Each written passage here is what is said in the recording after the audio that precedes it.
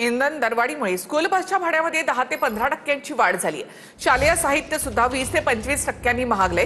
तर 3 दिवस प्रत्यक्ष शाळा घ्या आणि 2 दिवस ऑनलाईन क्लासेस घ्या अशी मागणी स्कूल बस असोसिएशनकडून करण्यात आली आहे। इंधन दरवाढीमुळे स्कूल बसच्या भाड्यात 10 ते 15% वाढ करण्याचा निर्णय स्कूल बस संघटनांकडून घेण्यात आलाय। त्यामुळे सध्याच्या 1.5 ते 2 हजारांच्या भाड्यात जवळपास 150 ते 200 रुपयांची वाढ होणार आहे।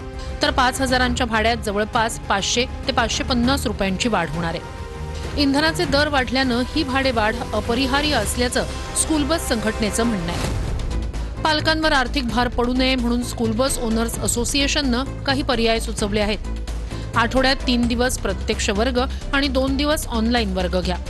सध्या विविध वेळांमध्ये सुरू असलेल्या सर्व शाळांनी एकत्रित वेळापत्रक स्वीकारावं।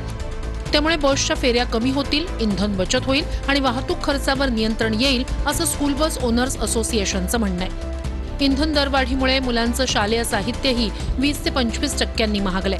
आता स्कूल बसची भाडेवाढही पालकांना सहन करावी लागणार आहे।